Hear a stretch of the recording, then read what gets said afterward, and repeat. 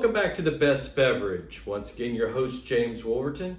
Appreciate you coming to check out some wonderful music, albums that is, and some wonderful beverages and how I pair them together.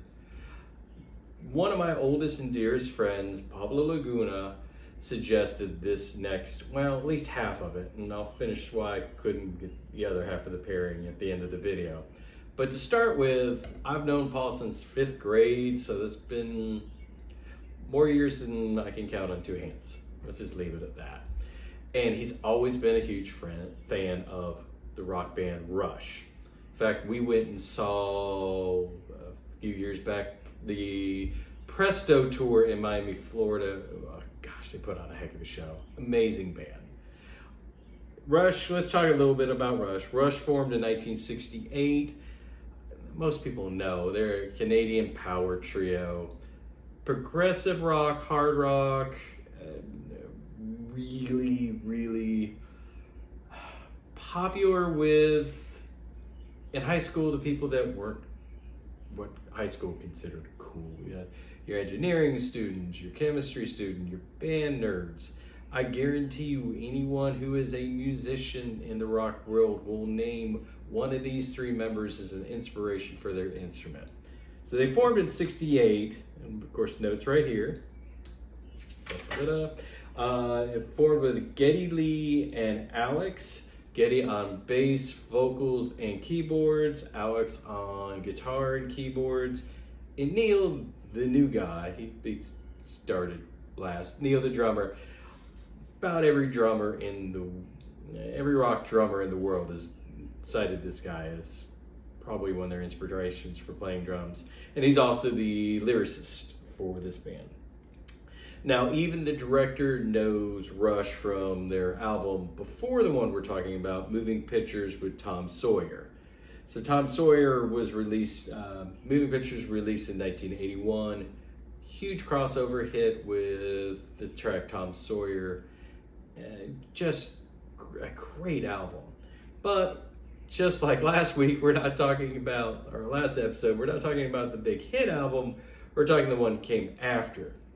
And unlike the last episode, this one it still kept them popular and kept them relative because they've been around forever and were around until Neil, rest his soul, passed away.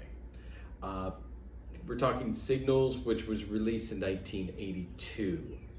And we are also going to talk beer, since we're talking about Canada's most award-winning music act, trio, probably music act, period. We're going to talk about Canada's most award-winning beer. So this is a Belgium triple from, and I'm going to, Unibroue.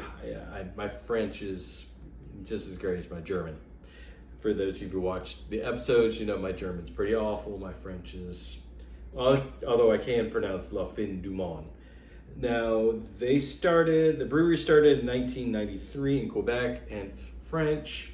This is a Belgian triple style that was released in 1994. So we're talking about a band which musicians and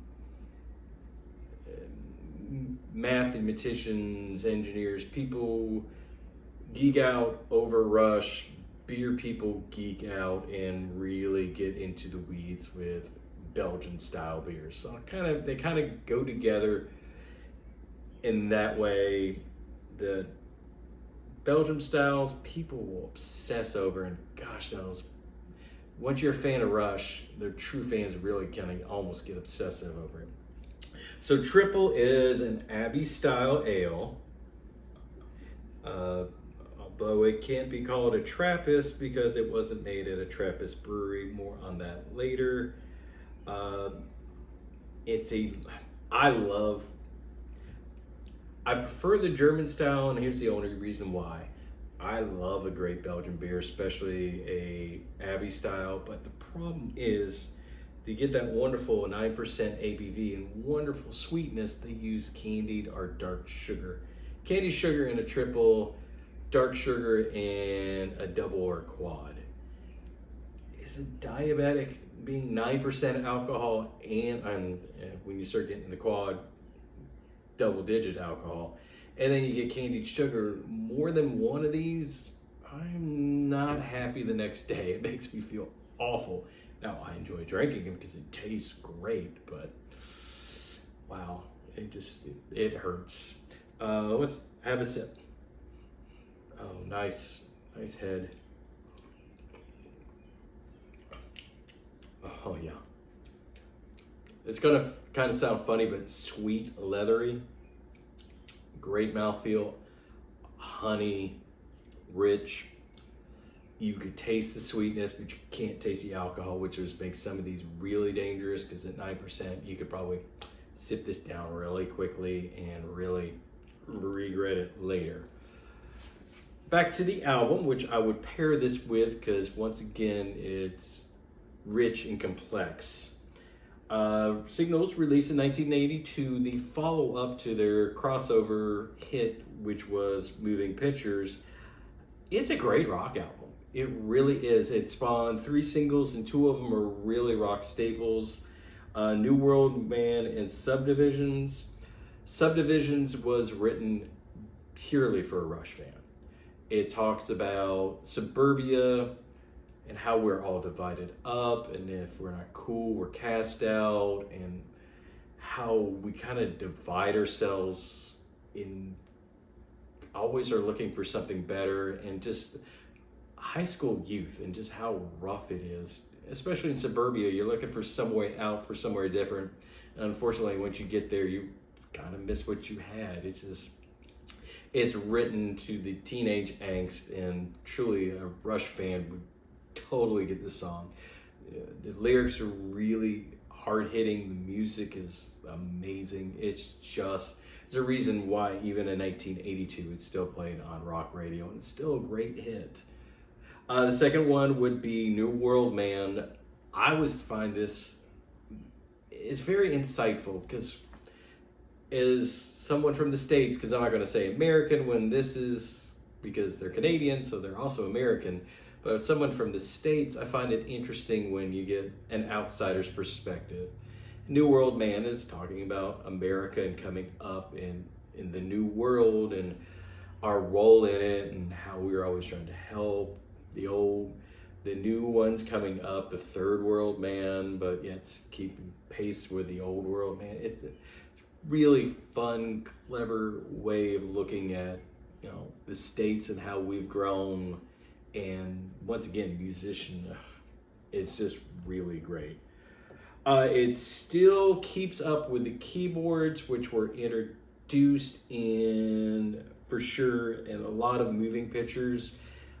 I think the keyboards, get another, see, once again, I could suck this down.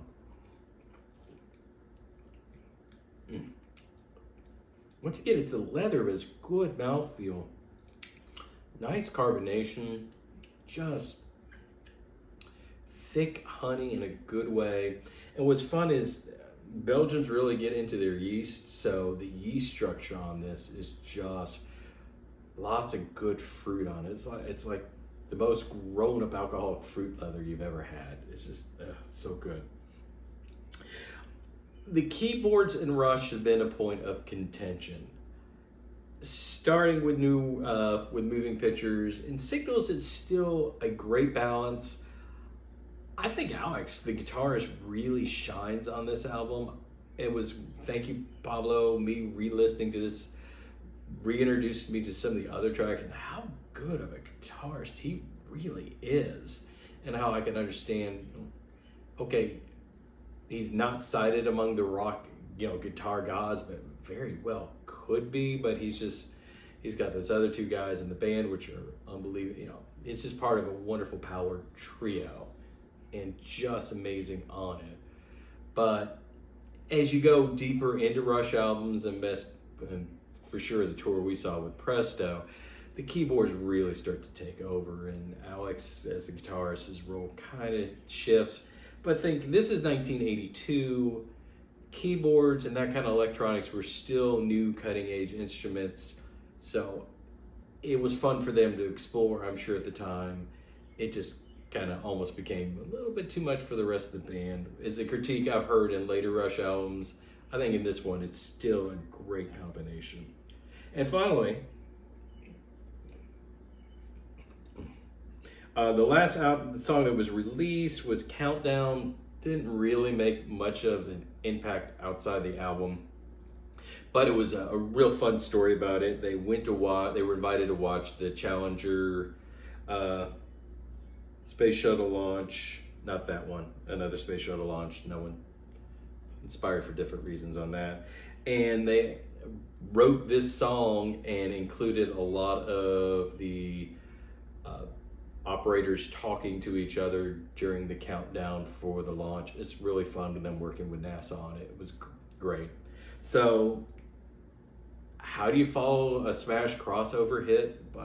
They didn't do Moving Pictures 2, which is to their credit, but they still did a wonderful rock album that stands the test of time and proved that, they had legs. This wasn't their big hit and they were going to kind of fade away. They just kept on going, kept on growing, and kept on maintaining, if not improving, their relevancy by producing two amazing rock, anthems and continuing on. Because, they're just great. They're Rush. I'm not near the fan that Pablo is, or I've had known people that are.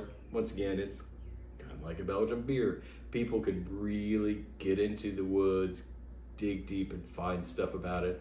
And I can get why, because when you have that catalog and the richness that is Rush, and you have the catalog of beers and the richness and styles and just the lore around both, it's really fun to do. So the Canadian French style that people really geek and obsess over, which won many awards, and an amazing band, power trio.